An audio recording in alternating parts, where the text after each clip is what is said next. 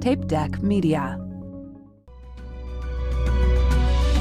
Welcome to Line by Line, Romeo and Juliet, a Ruddle Me This podcast mini-series.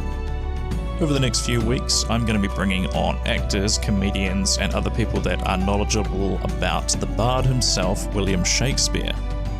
Each episode, I'm going to bring on a different guest, and we're going to go through the play line by line, and the guest is going to explain to me the bits of the language or add context here and there, basically just explain to me whenever I get stuck. I don't know how many episodes there are going to be of this. We're basically just going to see how far through the play we can get in the 40-minute Zoom time limit and go from there. So sit back, relax, and let's enjoy the show.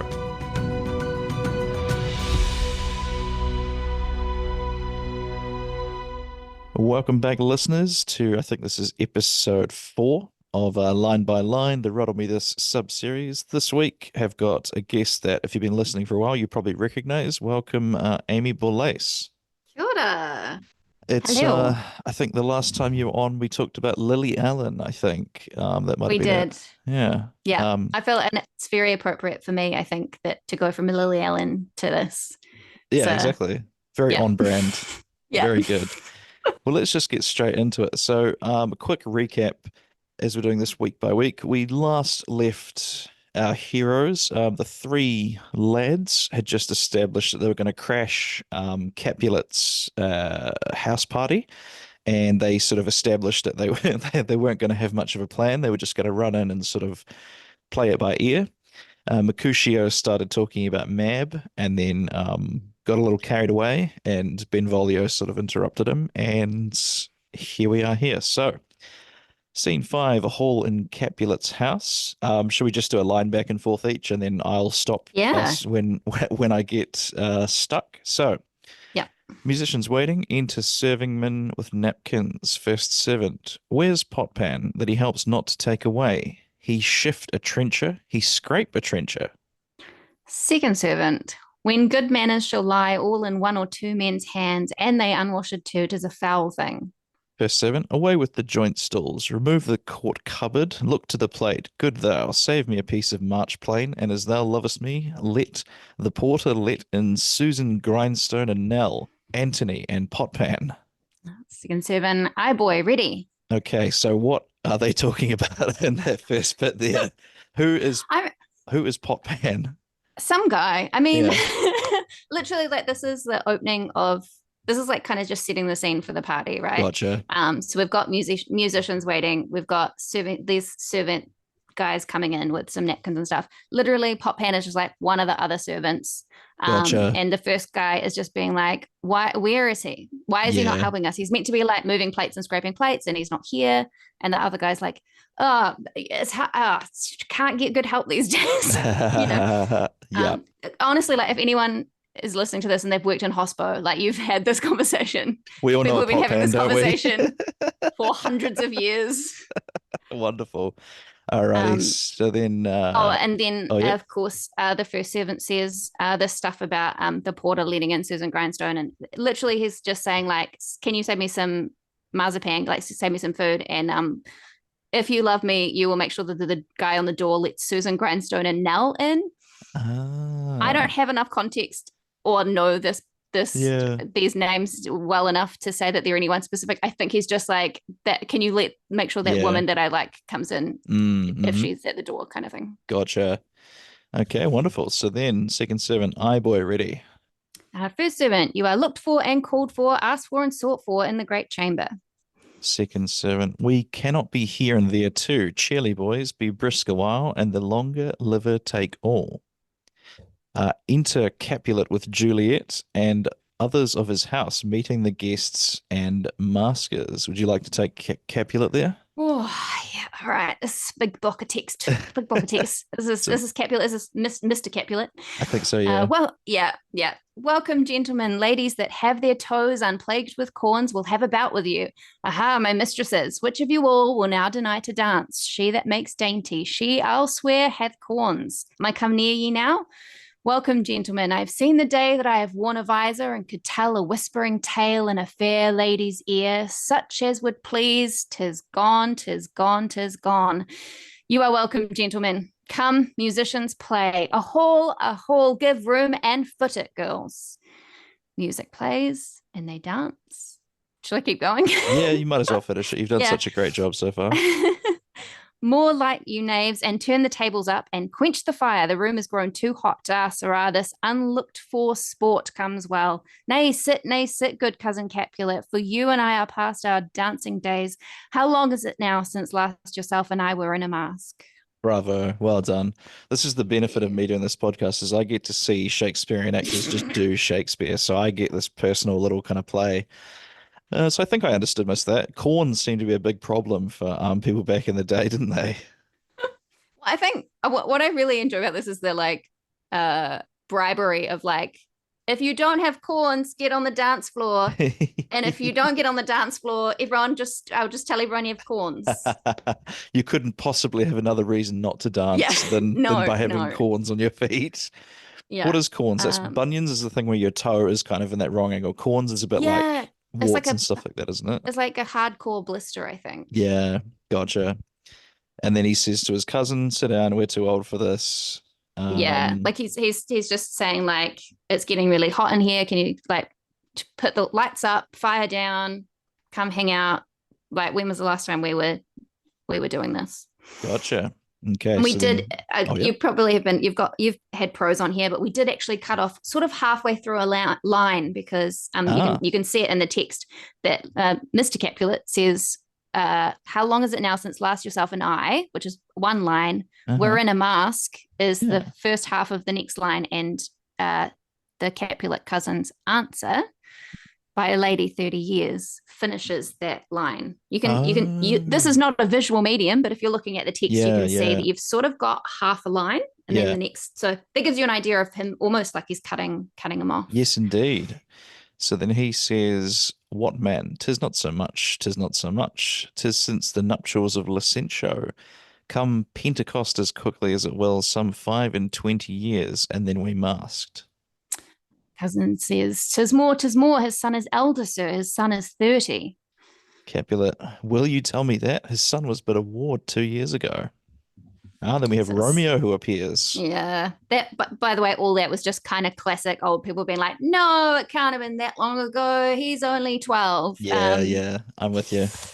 Okay, would you like to have a go at Romeo's line here? Let's do it. When am I ever going to get to do this speech otherwise? Well, if you do Shakespeare, you might get to we'll talk about that at the end, but you never know. Never say never, Aimée.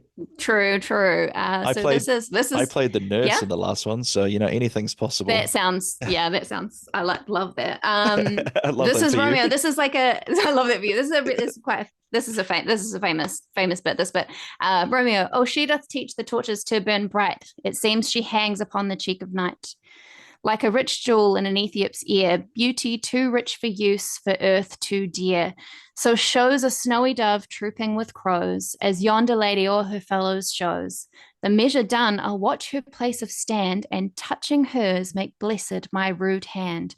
Did my heart love till now forswear its sight, for I ne'er saw true beauty till this night. I think we just skipped a little bit. He says to a seven, what lady is that? Which doth enrich? Not too excited. Yeah, we're just so keen to get into it. So he says, I know not. So then Romeo drops this thing. Is it ambiguous as to who he's talking about on purpose, or has he seen Juliet? He's 100% seen Juliet. Sorry, the only line I skipped was who is that? And someone being I don't know. So after spending the first 4 scenes of this play being emo over Rosalind, and also that you guys have probably talked about Rosalind heaps, but the Rosalind situation cracks me up. She's wanting to be a nun, and Romeo's he doesn't think anyone compares to Rosalind, but his friends keep saying just look at some other people, you'll see that she's not as all encompassing as you think she is. Yeah. And do you have anything else to add about Rosalind? Does she ever show up? She's technically at this party, I guess, Gotcha. somewhere. Oh, so wow, he just He That's what he's here for. He's Yeah. like, Rosalind's gonna be there. I'll go. Oh, okay. And I think also like one of the things I really love about that they talk about like her, making a sort of promise of chastity, which you can, would interpret to mean that she's gonna be a nun. It could also be that he's like, we could get together, and she's like, oh, I'm not really in a place to date right now, and he's like, I'll wait, and she's like, I'm gonna be a nun. Yes. Like, okay. There's another, and I think a lot of women have known men like that, where you've just been like, I am going to never date anyone. I've decided. Sorry, the time will never come. I'm just not. Because no has not worked. So she's trying to sort of drop, let him down gently, I suppose, maybe, but he is maybe not catching on. I mean, we don't really hear much from her, but I don't think anyone at any point has said like, yeah, and she's really sad about it too, that you can't be together. I almost think she doesn't even really like, she's what, Romeo? Oh yeah, we spoke a couple of times, but he's forlorn over me. What? Yeah. There's definitely like a bit of that to it. I get the vibe Rosalind's got a lot of other things going on in her life. And Romeo's just like fixated on her. Yeah. So then does anything jump out at you because that "O doth she teach the torches to burn bright"? That's like the classic. Even I know that line and I'm not quite sure why. Yeah. It's I mean, it's also like I have, since I like refresh my memory on this stuff, I keep getting this one song from a musical I did ages ago called Reefer Madness, and the two main characters, it's a satire, and the two main characters are these kind of high school age kids who are very happily in love, and they sing this like "Thou doth teach the torch," and they're singing about how they've got this amazing Shakespearian language and that they can use it to like express their love for each other. And then there's a line in the song where they say like, I can't wait to read the ending of the play, but I'm sure it ends real swell, and they get married and have heaps of kids, That's so funny. That was what Jeff said. Jeff said that after the first one, he's like, I'm looking forward to seeing this all go to plan. Yeah, exactly. Beautiful. So one thing I will point out in here, which is an interesting line to say out loud, it seems she hangs upon the cheek of night like a rich jewel in an Ethiop's ear, which literally is like someone with dark skin wearing a diamond and it's like shining really brightly, which is like not a metaphor you would use nowadays. Not really, no, yeah. To describe a person. No. No. And he's basically saying when the measure's done, when this dance is finished, I'll see where she goes, and I'll go over to her and I'll touch my terrible hand to hers, and it will be lovely. And then so make blessed my rude hand, did my heart love till now. So he's immediately forgotten about Rosalind, and immediately exactly what his boys said was going to happen was like you'll see someone else. I never saw true beauty till this night. So we get the feeling here that Romeo is maybe a bit of a fickle lad. He's maybe a little bit. Yeah. He's a child, Ooh, really. Can I say Tybalt's line? I quite like Tybalt. Yeah. So he says, this by his voice should be a Montague. Fetch me my rapier, boy. What dares the slave come hither covered with an antic face to fleer and scorn at our solemnity? Now by the stock and honor of my kin, to strike him dead, I hold it not a sin. I love Tybalt so much. He's just so full of like, he's just full of smarminess and hate. This bit is like a real long. It's such a long conversation between Tybalt and Capulet, but I think it's quite as. Shall we go through it and then we can talk about what's happening? Yep, let's do it. So, and you want to play Tybalt. So, Mr. Capulet then says, "Why, how now, kinsman? Wherefore storm you so?" Uncle, this is a Montague, our foe, a villain that is hither come in spite to scorn at our solemnity this night. Young Romeo, is it? 'Tis he, that villain Romeo. Content thee, gentle coz, let him alone. He bears him like a portly gentleman. And to say truth, Verona brags of him to be a virtuous and well-governed youth. I would not for the wealth of all the town here in my house do him disparagement. Therefore be patient, take no note of him. It is my will, the which if thou respect, show a fair presence and put off these frowns and ill-beseeming semblance for a feast. Tybalt, it fits when such a villain is a guest. I'll not endure him. Capulet, he shall be endured. What goodman boy, I say he shall go to. Am I the master here or you? Go to. You'll not endure him. God shall mend my soul. You'll make a mutiny among my guests. You will set cock a hoop. You'll be the man. Why, uncle, 'tis a shame. Mr. Capulet, great lines. Go to. You are a saucy boy. So indeed. This trick may chance to scathe you. I know what. You must contrary me. Marry, 'tis time. Well said, my hearts. You are a princox. Go. Be quiet, or more light for shame. I'll make you quiet. What cheerly, my hearts. So then Tybalt ends. Patience perforce with the willful choler meeting makes my flesh tremble in their different greeting. I will withdraw, but this intrusion shall now, seeming sweet, convert to bitter gall. Okay.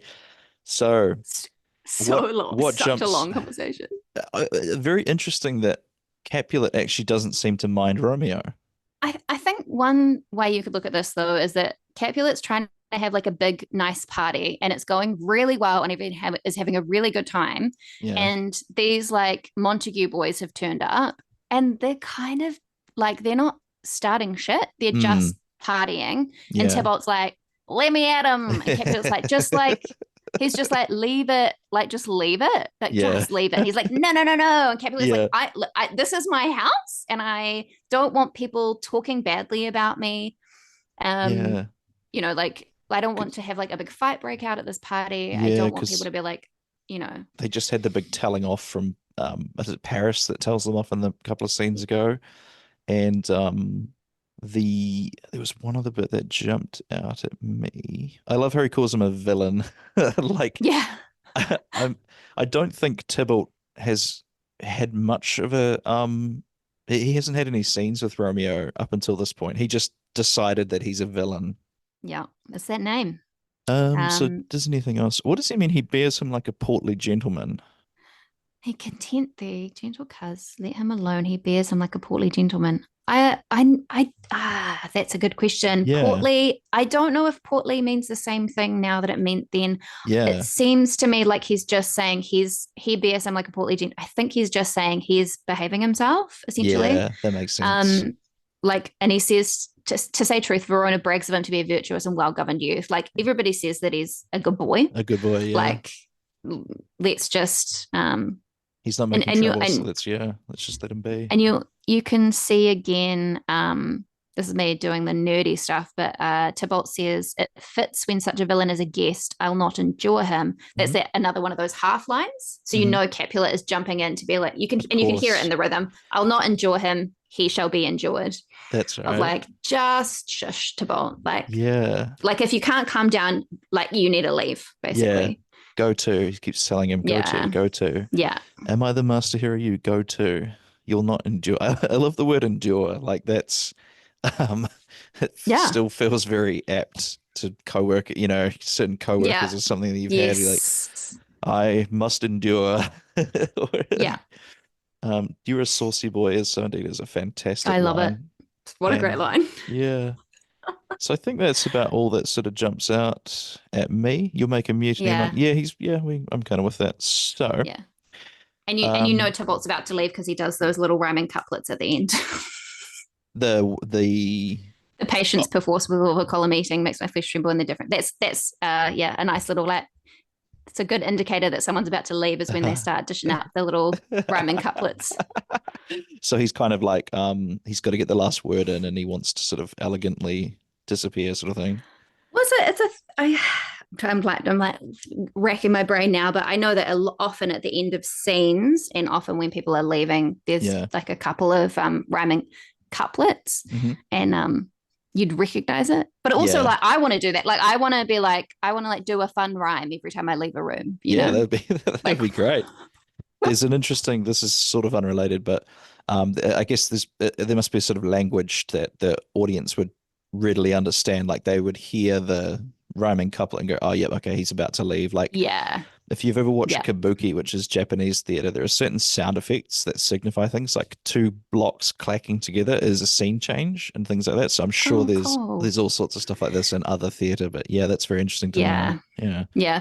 The thing that comes to my mind is actually pantomime, because that survives in it. We don't really do pantomime in New Zealand, but in England it is very much a thing. And it's Yeah. kind of like you can see this tradition as well as like commedia dell'arte tradition in pantomime, but it's that thing where like that someone says something and that when the audience is going to do that like look behind you thing, Yeah. there's like there's stuff is going to happen, and also Yes. characters that you kind of recognize as soon as they come out on stage. You're like, oh, I know what that person is going to be like based on what they're wearing. Or Someone mentioned that, yeah, there's sort of stock characters that kind of appear and disappear and stuff. So I think now we must be kind of at almost like the most famous scene, which is when Romeo and Juliet meet each other. Is that kind of what we're up to? Yeah. Which one of which would you prefer to read? Whose lines would you prefer? Shall we just do it? We'll do it the non miscast way. And do you want to read for Romeo and I'll read for Juliet? Yeah, absolutely. Happy to. Okay, so Romeo says to Juliet, "If I profane with my unworthiest hand this holy shrine, the gentle fine is this. My lips, two blushing pilgrims, ready stand to smooth that rough touch with a tender kiss."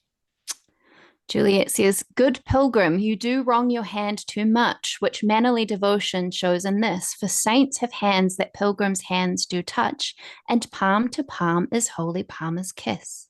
So then I've heard this before. I think I remember this from the Baz Luhrmann movie. So he's basically saying, can I kiss your hand? Or can I? He's saying, "Can I kiss you?" And what he's saying is like, he just goes straight for the kiss on the lips. Yeah, because you remember he said, "I'm going to go find her and put my hand on hers." And he obviously has done that. And then he's been like, if this is not okay, let me make it up to you by kissing you. And she's like, wow, he's forward. The metaphor that he's using is like a pilgrim going to like a saint's statue and kissing it to like kind of like to relieve the sin. Mm-hmm. And Juliet is being like, well, you could just like pray with your like saints have hands and palm to palm is the sort of that's another way you can kiss is just putting your hands sort of praying. So she's kind of saying like, easy tiger, like I just met you, we don't have to kiss because I've been speaking to you for like 10 seconds. Okay, so then Romeo says, "Have not saints lips and holy palmers too?" Yep. And Juliet says, "I pilgrim lips that they must use in prayer." So he's really pushing pushing it, and she's kind of they're almost kind of like fencing a little bit, aren't they? They're kind of sparring a little bit.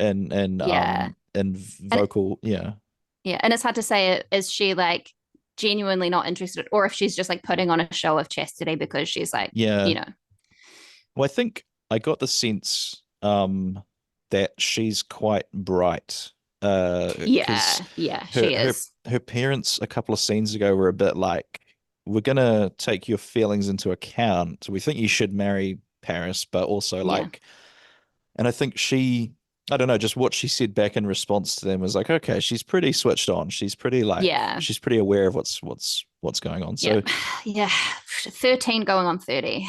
Yeah, exactly. And Romeo is what, 15 or something, isn't he? Yeah. Something. Okay, so then Romeo says, "Oh, then, dear saint, let lips do what hands do. They pray, grant thou, lest faith turn to despair." Juliet says, "Saints do not move, though grant for prayer's sake." So I'm a bit lost there. He's saying, yeah. Basically, they're now doing a bit where she's like, "I'm the saint, you're the pilgrim." So every time that's what they're referring to. He says, "Dear saint, let lips do what hands do. They pray," as in like, "I pray that you will let me kiss you, or I will be really sad about it." And she's like, "But if I'm the statue in this situation, I wouldn't move though." Okay. And then what does Romeo say, Taylor? He says, I don't know if I want to say this. He says, then move not, while my prayer's effect I take. Thus from my lips, by yours my sin is purged. So he's kissed her. Like he's just been like, "Well, don't move, and I'll just kiss you." So he's gone and done it. Yeah, because My then the God. next thing Juliet says, then have my lips the sin that they have took. So he's saying like, I've like my sin is washed away essentially by kissing you. And she's like, okay, so do I have the sin now? Right. Like, Okay. did you give it to me? Yeah, what are you doing? And then so Romeo says, sin from thy lips, oh trespass, sweetly urged, give me my sin again. Oh, so he says, give me another one. He's Wow, they're like, moving I'll quick. take it back then. Yeah, give me my sin. I'll take it I, back. And I, again, you got another one of these like half lines where Romeo says, give me my sin again. And Juliet says, you kiss by the book. so that means like you're not You know, you know what you're what? doing. Oh, he knows what he's doing. Okay. Yeah. Like you've learned, like you've learned. Wow. Yeah. Okay. But also I guess it could be considered a like Bible pun Yes, because I they've had think all this like saints and pilgrims yeah, that stuff. definitely seems like he's working something in there.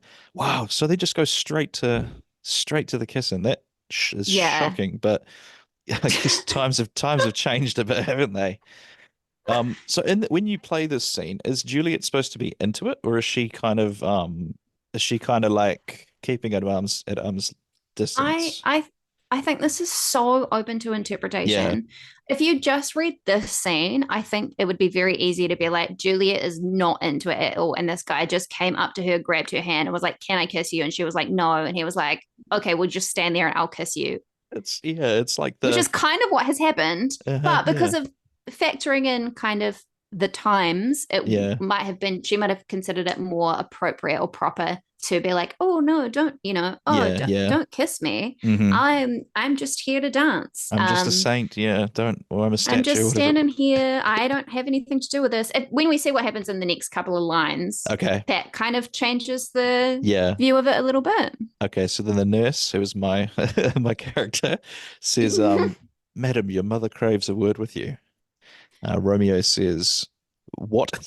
What is her mother? What does he mean by that? It means like who, like Oh, not okay. who, but also like I think Who I'm who in doing the like sense that like just she's obviously interpretation, but like yeah, like more than just like what's her name, and more yeah. like what socially is she? Yeah, like she's obviously Um, somebody and yeah, I'm trying to figure out. Yeah, yep, okay. So yeah. then So it nurse, was nurse you could read Mary that one if you like. Batchelor. Yeah. Yeah, Mary Batchelor. Her mother is the lady of the house, and a good lady, and a wise and virtuous. I nursed her daughter that you talked with all. I tell you, he that can lay hold of her shall have the chinks. Okay, so chinks, I'm guessing, is not the slur that people know it as today. Is No. that does that mean does that mean Oh, it's like a money? bum. I would have to Google it. I'm going to be completely honest. That's okay. Well, let's just get through the Unfortunately, I just I got mean, the he's. Zoom thingy. Oh no, we're going It's so. wait, let's get through to the end of the scene and then let's go through Yeah, your kind of history with it. yeah, yeah. So he says, is she a Capulet? Oh dear account, my life is in my foe's debt. Yeah, then Benvolio says, away begone, the sport is at the best. Romeo says, aye, so I fear the more is my unrest. And then Capulet, Mr. Capulet says, nay, gentlemen, prepare not to be gone. We have a trifling foolish banquet towards. Is it e'en so? Why then, I thank you all. I thank you, honest gentlemen, good night. More torches here. Come on then, let's to bed. Ah, sirrah, be my fay, it waxes late. I'll to my rest. Okay, so then accent all but Juliet and nurse. You can go for Juliet if you Oh, like. yeah. Juliet, come hither, nurse. What is yon gentleman? Nurse, the son and heir of old Tiberio. Juliet, what's he that now is going out of door? Nurse, marry, that I think be young Petruchio. Petrush. Got it. Juliet, what's he that follows there that would not dance? Nurse, I know not. Juliet, go ask his name. If he be married, my grave is like to be my wedding bed. Nurse, his name is Romeo, and a Montague, the only son of your great enemy. Juliet, my only love sprung from my only hate. Too early seen unknown and known too late. Prodigious birth of love it is to me that I must love a loathed enemy. There's that rhyming cutler you were saying, right? Mm-hmm. So the nurse, what's this? What's this? Juliet, a rhyme I learned even now of one I dance withal. One calls within Juliet, and then the nurse says, anon, anon, come, let's away. The strangers are all gone. And that is the end. Is that just the prologue? That's Oh no, that's what the are end of you looking at the next bit? That's the end of Act Act One. Two. Act one. Okay, but it's going to be a long series of podcasts. Oh yeah. Oh yeah. Okay, so let's quickly. So yeah, like you say, it becomes clear that evidently she's kind of interested. Well, she says she loves Yeah. him, so that was quick. Were they kissing in front of her dad? Like he was in the I think room. it's he would have been in the room. He might not have seen Whether it or not though. he might not have seen it. It seems, I think it's pretty clear that the nurse sees. Yes. Yeah. Because I don't think we hear her mother. I think I personally would state how I would stage this, because there's not really much in the way of Uh-huh. stage directions, but how I would stage this, and I think how most people stage it, is that they kiss and they have this little flirty moment, and then the nurse is like, Julie, your mum wants you. The nurse knows what. Hey, Yeah, whoa, this ain't yeah. good. Yeah. What's Okay. happening here? Okay, so let's quickly go through some stuff about you. So, Yeah. what's your history with Shakespeare? I know you used to do the Barden Party, but yeah, what else? Yeah, Yeah. I mean I have a theatre and film studies degree. I did a Bachelor of Arts majoring in theatre and film studies and linguistics. And I also did which there wasn't a ton of Shakespeare in that, but there was a lot of other theatre, and a lot of that other theatre links to this. Like we studied Commedia dell'arte, which is old school Italian theatre. And I also loved Shakespeare at school, and I also loved Shakespeare. I think I had like a big book of children's versions of Cool. Shakespeare plays when I was Love a it. little kid. So Romeo and Juliet is not the play that I know the best. It's also like it's one of the most famous plays, and it's not my favorite. Yeah. It's got some good stuff in it. Yeah, like you say, I've been in a professional touring company version of a Midsummer Night's Dream that we did, that was a musical adaptation. hmm And I know A Midsummer Night's Dream even before I was in that show. I know A Midsummer Night's Dream like the back of my hand, like I know it inside out. Yeah. And I know Hamlet pretty well. Love Hamlet. I think the tragedy of Hamlet is great. I think the tragedy of Romeo and Juliet is not as complex, which is Yeah. probably why it's taught, because it's a little easier to wrap your head around, I think. Yeah. No, that's true. Yeah, and then I know Much Ado About Nothing pretty well as well. Awesome. So then, is there anything about Shakespeare that you think has made it so long-standing, the reason it's still kind of around today? I think part of it is that they are kind of founded in like our sort of Western society grand narratives. Like if you know much about like storytelling as a kind of concept in socially, a lot of this kind of like, the star-crossed lovers thing, the like getting one person getting vengeance, all those kinds of stories are stories that we really love. Yeah. We love stories about people trying to outdo nature or oppose the Yeah. gods and kind of getting into trouble, which is Yeah. like a Midsummer Night's Dream is a lot of Midsummer Night's Dream is the play between the royals and the normal people, and the Like the Fae. fairies and Yeah, the yeah. fae. And I think also it's been very it's got a lot of longevity because there are so many of these working class characters Yeah. that like the story might not always be about them, but there's enough stuff in it that it's relatable. Like you've got your servant characters, you've got all your mechanical characters, you've Yeah. got your nurse, because most people are working class. Yes, Like yeah. most people watching these plays then were working class, and most people now are working class. 100%. Um, A couple more questions. Favorite character you have played from Shakespeare? It's tough. I mean, it is probably Titania. Yep. I played Titania in A Midsummer Night's Dream. I played a couple of characters in A Midsummer Night's Dream. But I've played Titania a bunch. Yeah. And it's very fun as a comic actor, because I like comedy acting is my thing, and physical comedy and acting is very much my thing. And Titania, if you could get the opportunity to like just go with it, you Yeah. get to do a lot of really good physical comedy. Fantastic. She gets like bewitched essentially, and Yeah. it's very, very funny. It's very Sure. funny. Just a quick answer to this. Favorite character you haven't played? Oh no, that's so tough. Yeah. Ooh. Top three if you've got them off the top of your head. Yeah, like either Rosencrantz or Guildenstern from Hamlet. They'd be up there. To be honest, it's mostly like the men characters, because they're better. Like they're better. They just are. Like there are obviously, like, Shakespeare's known for writing these like iconic female characters, but like generally speaking, there's more men characters. Right. Because there's, you don't have women actors back then. Right, yeah. So then, last quick thing, where can people find you on social media? You've got a very you've done very well with your branding.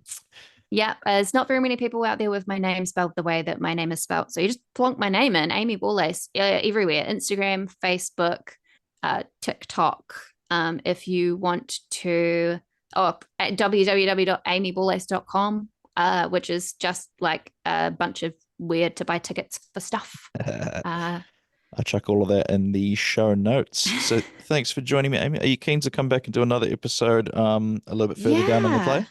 Yeah, absolutely. Hell yeah. Can't wait to find out what happens to these characters. Yeah, I think it's all going to go really well. I think they've set it up to be a happy ending. Okay. Yeah, this is the great start of a long-term relationship. Absolutely. All right. Thank you so much for joining me, Aimée. No worries. Bye. So that brings us to the end of another episode of Line by Line.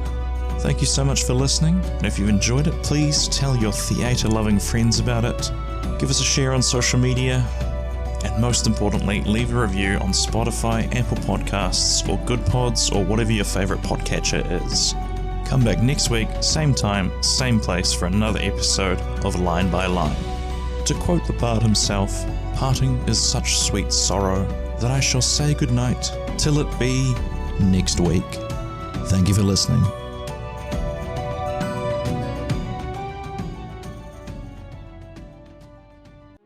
This has been a Tape Deck Media production. Thank you for listening.